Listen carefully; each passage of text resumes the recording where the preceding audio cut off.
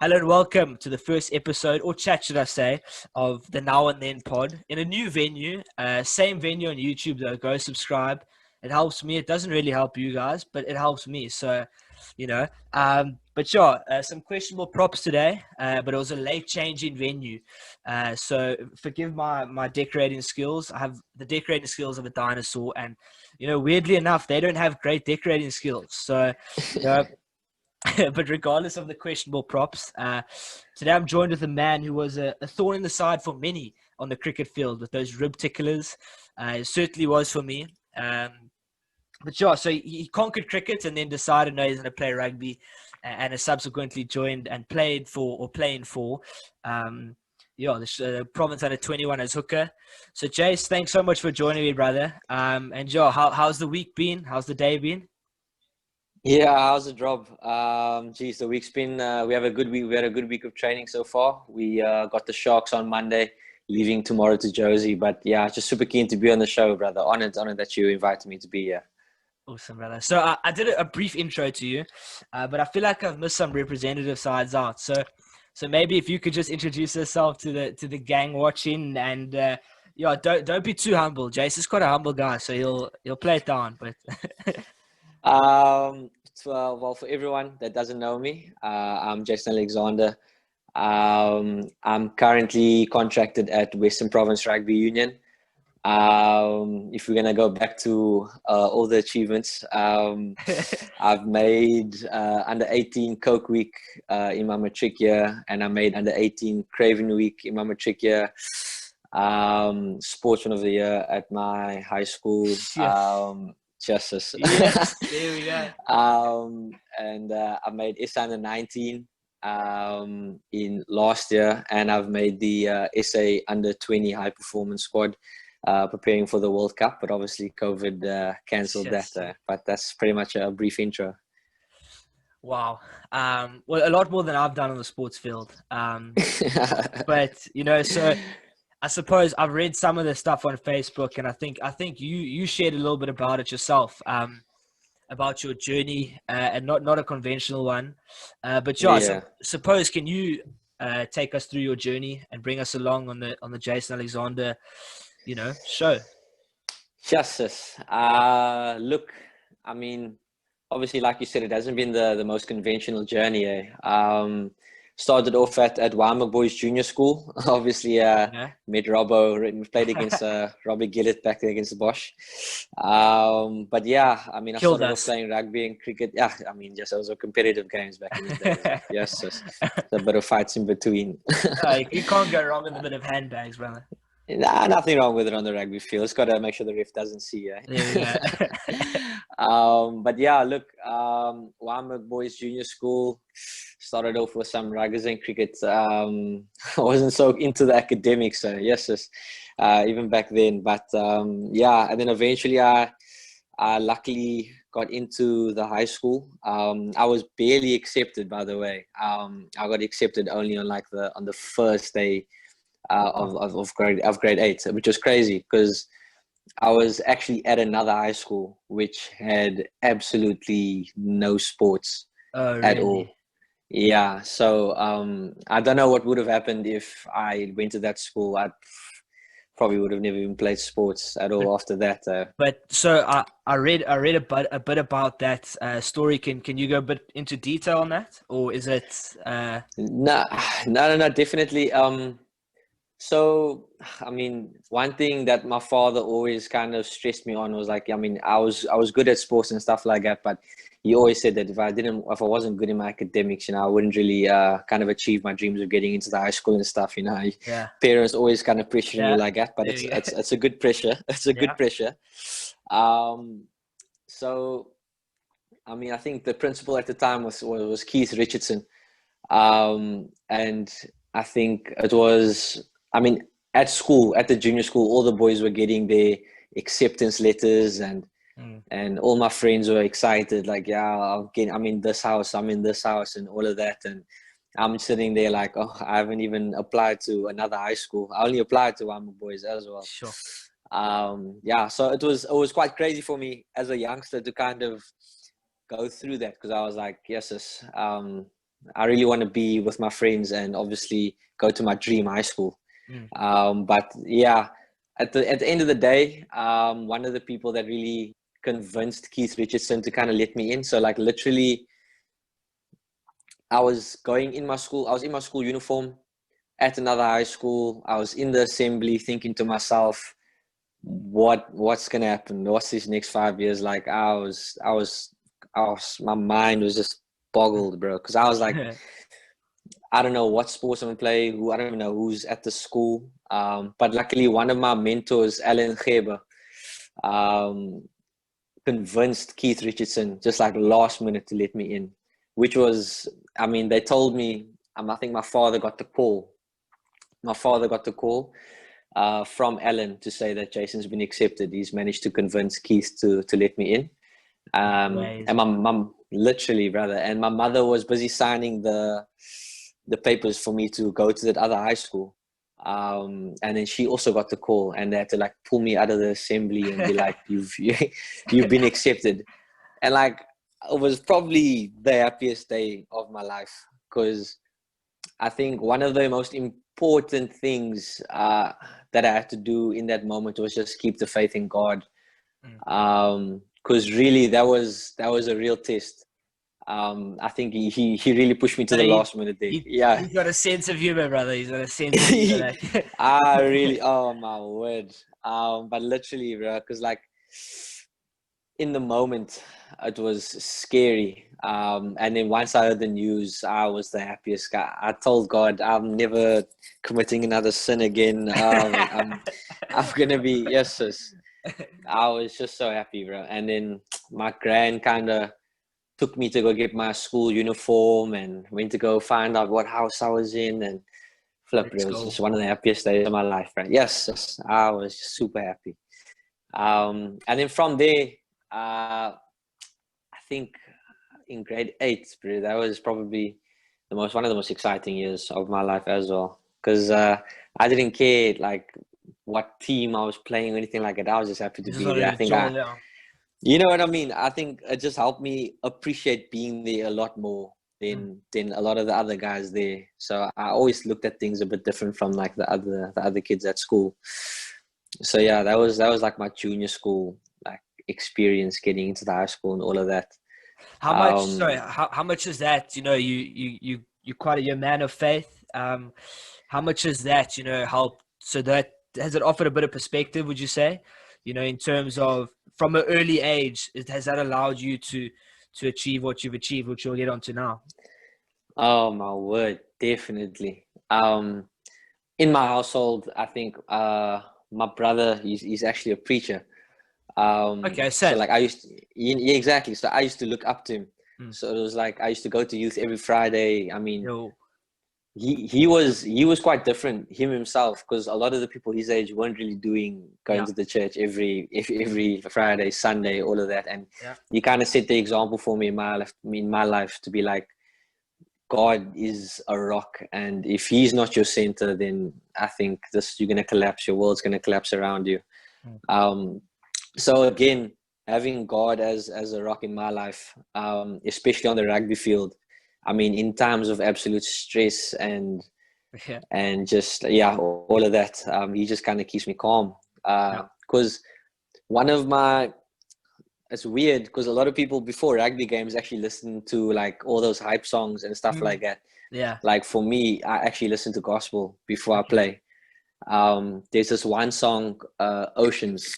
Yes, by Hillsong. But yeah, exactly. Yeah, I know it, but bro. there's a different version by John Ward that I listen to. I think he just does it better. But the lyrics of that song is take me deep into the water, follow me more.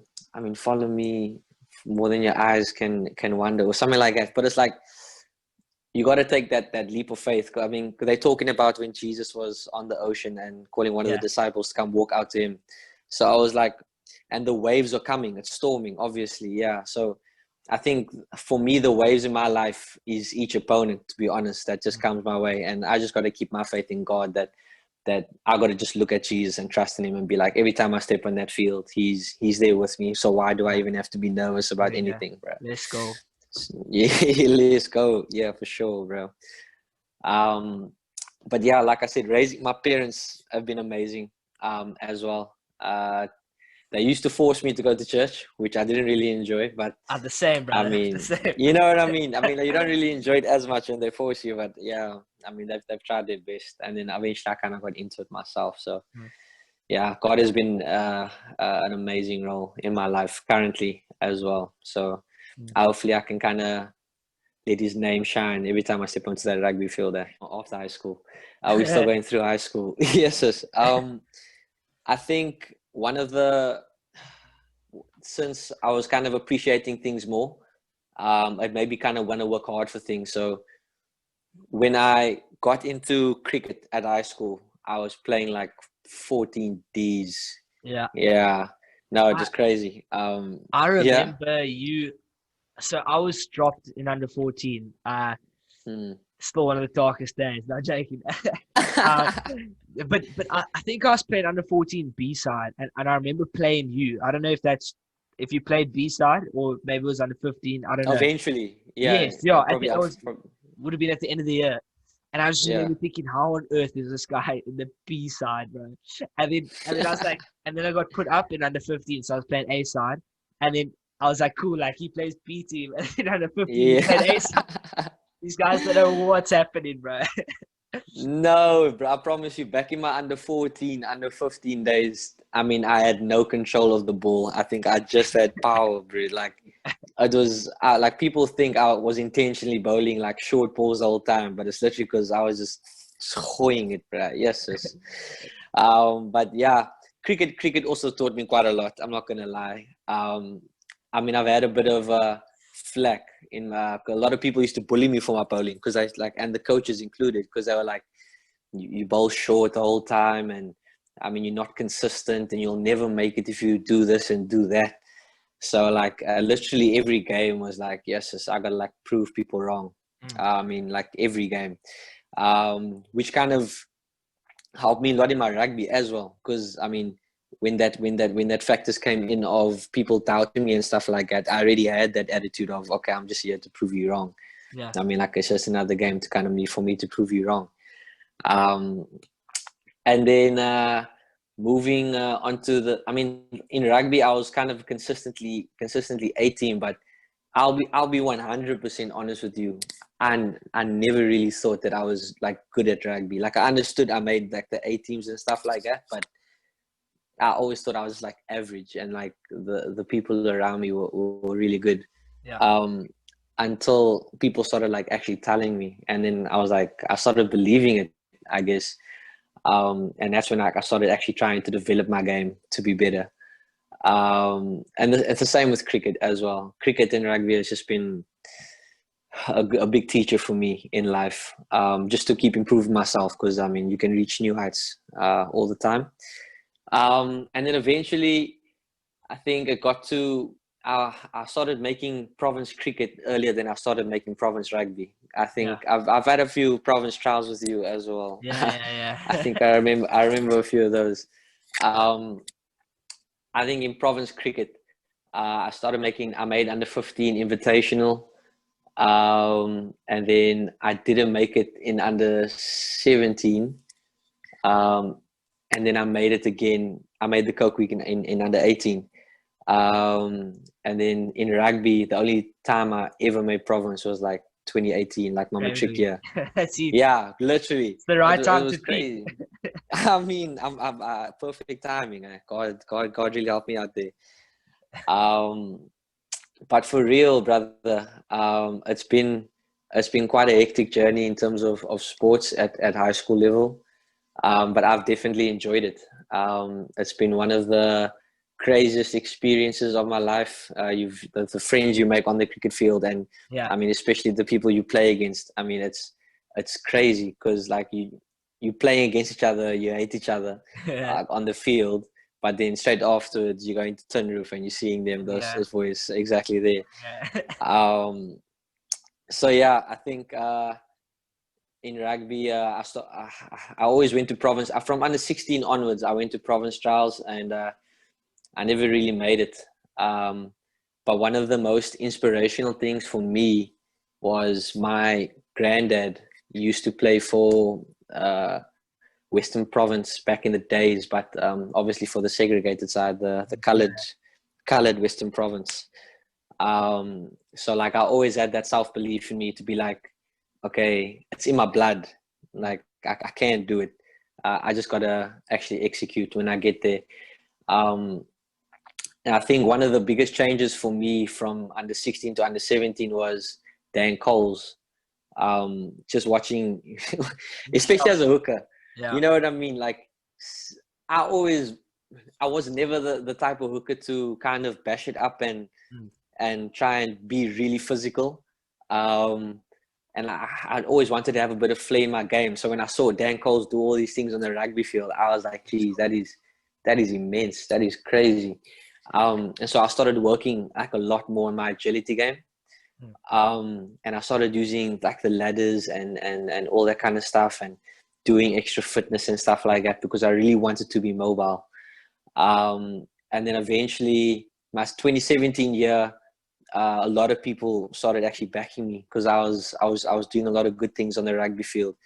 And then my biggest probably transformation, I mean, in 2018, and my inspiration for that 2018 year was this hooker from Wellington, I think, Asafo Amua. Yes. Yeah. Yeah, Yeah. he played for New Zealand under 20s, and the way I saw him play was like, okay, this really is like a next level, and I got to kind of push myself towards that. And I think our first game of our under 20 year was against Bosch as well on the Tinky Haynes. There we go. You guys killed Yes, that. yes. Yeah, it Remember was a that flipping game? close game though. Yeah, no, it was a flipping close game, but yes, yes. And like I was having a bang average game.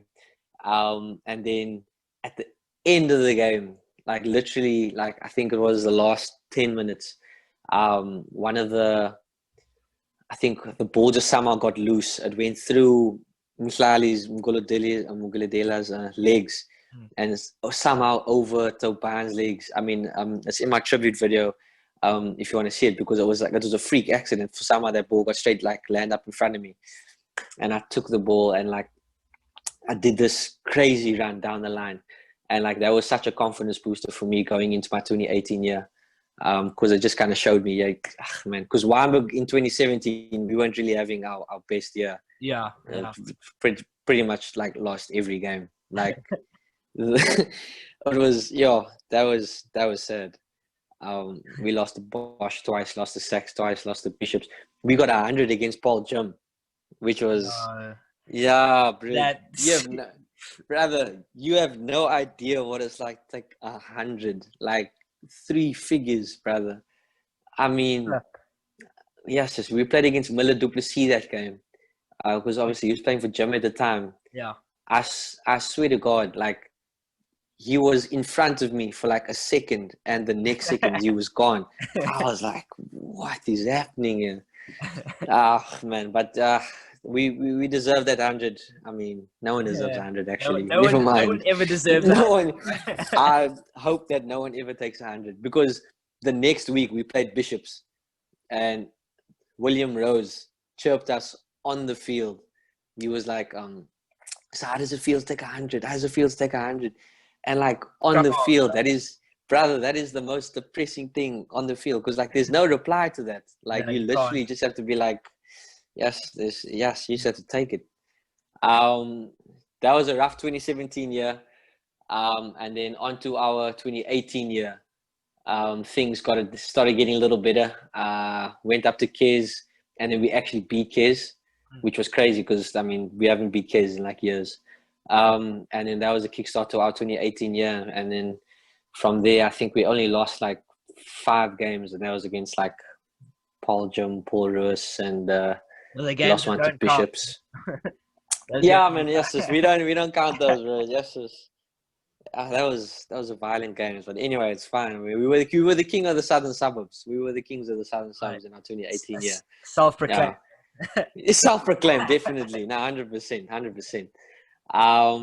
But yeah, I mean, I think that kind of also led up to me having my name kind of put in there for potential Craven Week team.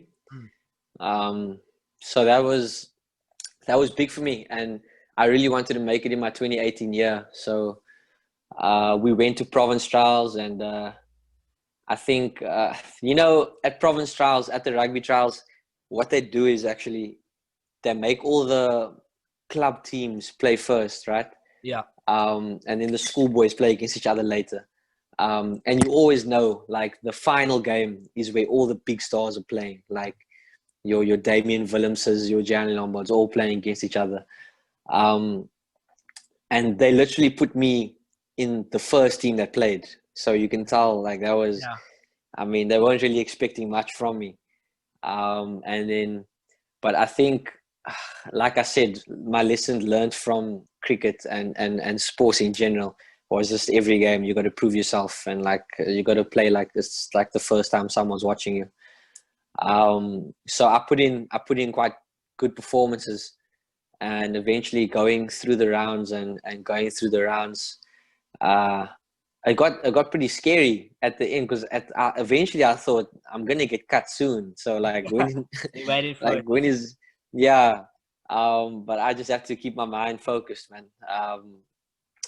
And eventually they selected like a high performance training squad to go and play SVD out in, I think, Oudtshoorn. I think that was another big game.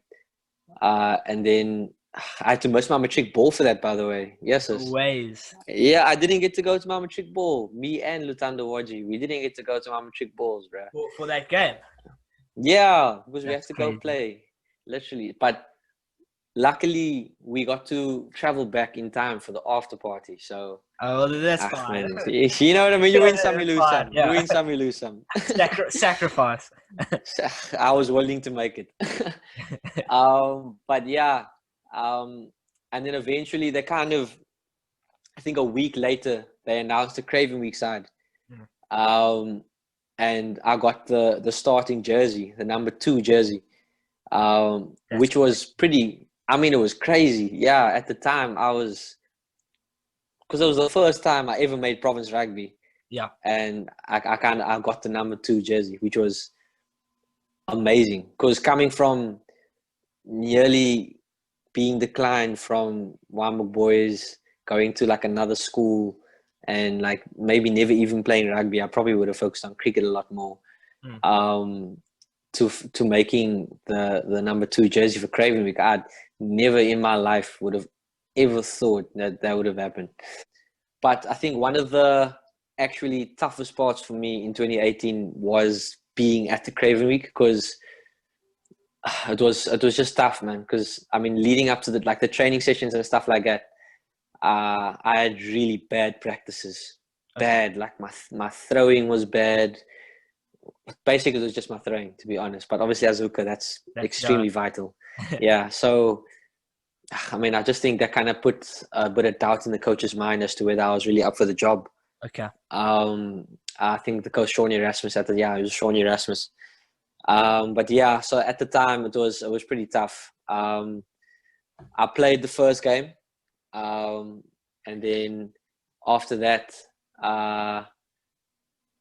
my competing hooker JJ Kotzer, he played the full game of the Lions after that, which was obviously like a game I really wanted to play in, because it's like the Lions. Like, you know what I mean? Like the first game was the Pumas, and that was all right. We got like, I think we put 50 past them, but I think I really wanted to test my skills against the Lions. But I never really got that opportunity. But luckily we won that game, and then eventually we got to the final and played the Sharks. And then that was kind of I mean, obviously you really want to start, but JJ got the starting position. Which really put a lot of doubt in my mind again, because I was selected as the number 2, and then he started. But like, respect to JJ, obviously hard worker. But like it knocked a lot of my confidence to be like, am I really good enough to be here? And then he got selected as SA Schools hooker as well. So I was like, I couldn't, man, it was just a lot of mental battles for me, because I had to be like, okay, I was selected as a number 2, but am I really good enough to be the starting hooker? And luckily, straight after that tournament, the contract offer started coming in. There you go. You're right. Money talks, brother. Yeah, money talks, bro. But literally, I was just happy that the contracts came in, because that's what I was fighting for. Because I really wanted to have options after high school. I mean, academically, I wasn't the smartest. I'll be 100% honest. So I had to kind of give myself options. Luckily, rugby also kind of paved the pathway for that. And on the cricket side of things, my Coke week was amazing. Like the complete opposite of my Craven week. I mean, we made it to the finals as well there. We played at Newlands. I mean, I think I took like 3 wickets in the finals, and I scored like a quick 36 trying to like save the game for the team. But we lost that game eventually. But man, I just enjoyed it so much, man. Like I really loved cricket. So it was really tough for me to decide after school what I was going to do. Did you get any offer for cricket? I spoke to one of the coaches at Western Province. We had a whole meeting about it, because like they knew I was playing rugby. So they were like, listen, yeah, we really want to offer you things, but we know that you also like you playing rugby. So one of the things that they said was that they couldn't really offer me a proper contract, but they could offer me a bursary to WC. Okay. Which is obviously a high-class cricket academy there.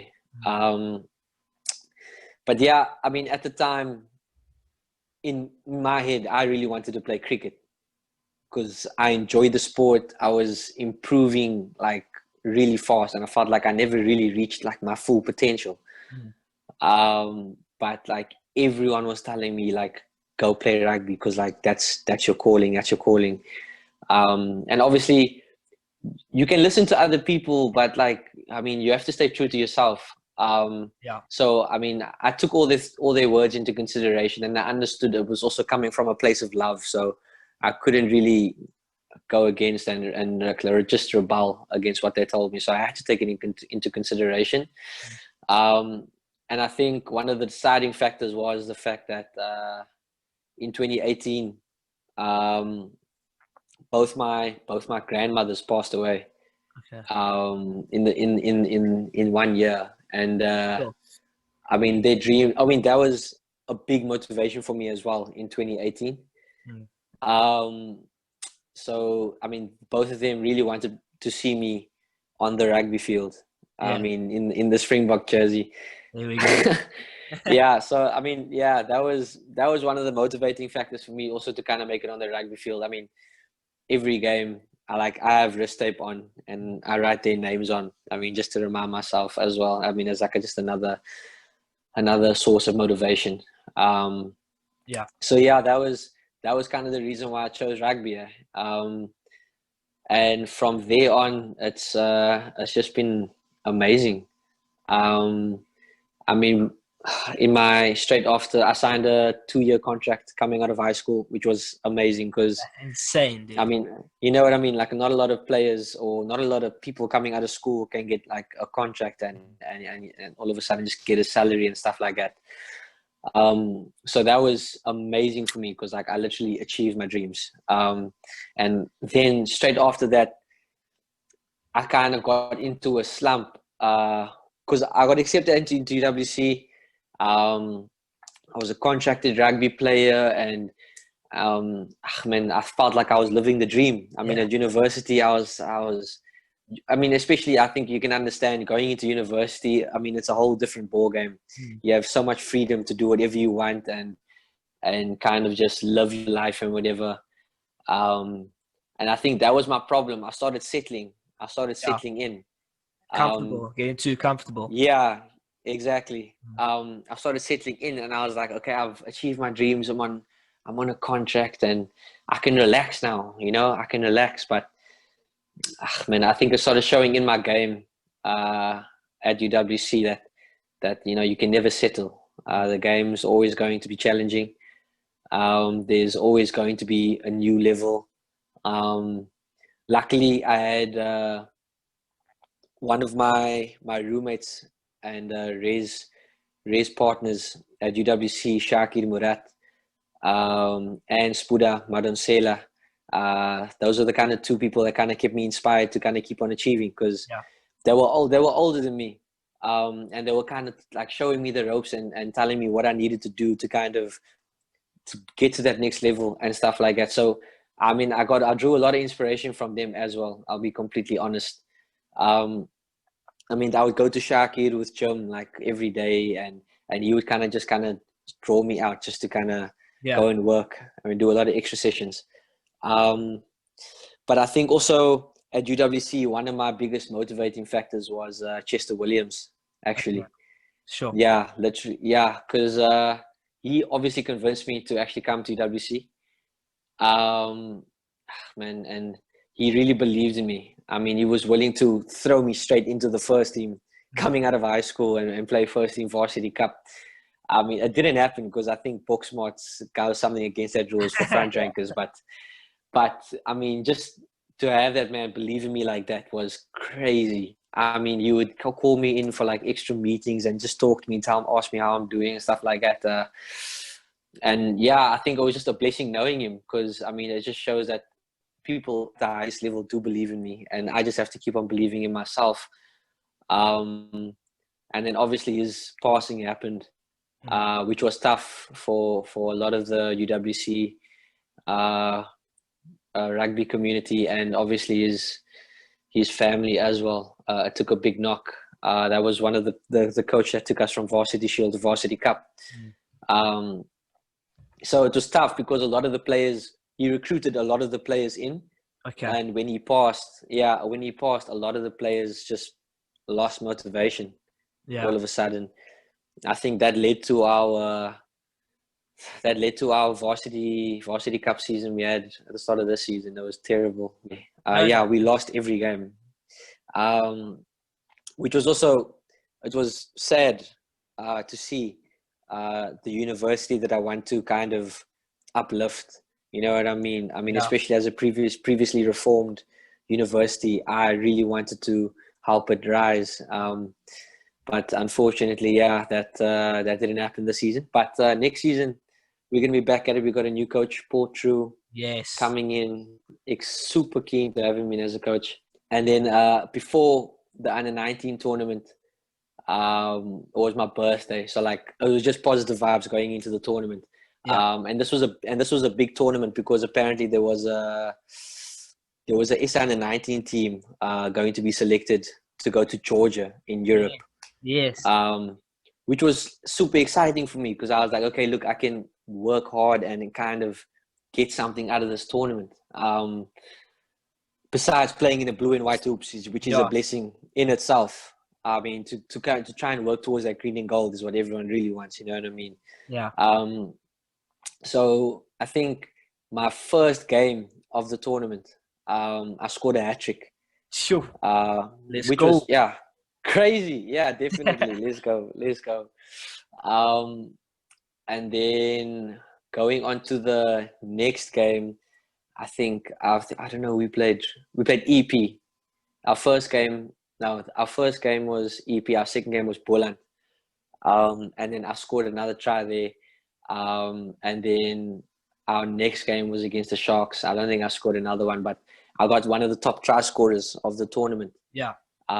Which was amazing for me because it was completely unexpected. I felt like, because sometimes after games as a rugby player, you do things on the field, but then like 10 minutes or half an hour after the game, you don't remember how you did that, like at all. Like it's literally like blank in your head. I mean, like when you go back to the video session and you see yourself doing these things, it's like you're in a different zone.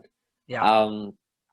So then I think a week later, they announced the SA under-19 team going to Georgia. And yes, bro, I think I got a call. I mean, because I was just chilling at Res. Yeah. Like as always, because my tournament was done. I was like, okay, yeah, I'm done. Let me just chill. I got a call from my mom to say that, did you see, like you made the side. And I was like, this decide for what? And then she was like, she sent me a link when they announced the team on News 24. And wow. I mean, I got emotional, obviously, because it was crazy. That was something I never really expected. Like, I mean, and the thing is, I mean, I just had to be grateful in that time. I mean, God really showed me that if I just have faith in Him, that I can kind of just do anything. Yeah. Um, Yeah. and for me, as a really positive person, um, it just kind of clicked a fire inside of me where I really want to inspire like everyone, just to show them that if you can keep the faith and work hard for like what you really want, it's possible. And it sounds really cliche, Yeah. but like seriously, like the most cliche things in life are they're true. They're repeated because they're really true. They cliche because they're repeated, and they're repeated because they're true. It's They ring like it's true. the facts, yeah. Yeah. Yeah. So, yeah, exactly. And literally, that was like, I mean, it really triggered something inside of me to be like, okay, like let's do this. Like, actually, let's actually Yeah. let's Let's go go. for the top. Literally, oh my word. And then eventually, yeah. After that, I mean, I had an amazing tournament. I mean, just I've never traveled overseas before Yeah. that as well. So that was like, okay, wait, I think I traveled once before overseas before that, but I've never been to Europe, which was crazy. Because you're playing with the best of the best. Like, it's intense. The schedule is tight. You got to do this. You got to do this. You're training 3 times a day. Like, there's doctors, and it's like, even though you're training 3 times a day, there's like they have a whole recovery kit set out for you after. They make sure that you are absolutely sorted. The doctor Living the is dream. giving you. I mean, it gave me a taste of like the good life. You know what I mean? Yeah. Of what things can be like. I mean, yes, it was amazing. Actually, looking back at it now, it's yes, it's really a lesson learned. And it'll always be a motivation in my life to really achieve the top tier of rugby. So you say you're Yeah. in full hustle mode at the moment. So what's next for Jason Alexander? So by the next World Cup, what do you think is not what you think, what in an ideal world, where you gonna be, brother? In an ideal world, I'll be sitting on that flight to France, going to that World Cup, brother. It's a dream. I'm not gonna deny myself of it. I'm not gonna doubt myself to be there because I know with God anything is possible. So I'm gonna keep working hard to be there. A lot of people may say that it's not possible. You won't do it and whatever, but brother, I'm just gonna keep on grinding towards my goals and my dreams because I got to represent my family, and Yeah, it's gonna be amazing, man. I got to represent God first of all as well. So yeah, I'm ready, man. 2023 is gonna be an exciting year for me. I can really see it. that's awesome, bro. I can't wait. I mean, you just look at the lessons you learned pretty early, and some guys haven't learned those yet. And I certainly have still lots of lessons still to learn, but I think the lessons you learned early are going to take you far that World Cup, 100s, brother, in France. So, Jason, 100s. thanks so much for joining me, bro. I appreciate it, and yeah, thanks for stepping on the first step to this journey of the new podcast. I appreciate it, brother.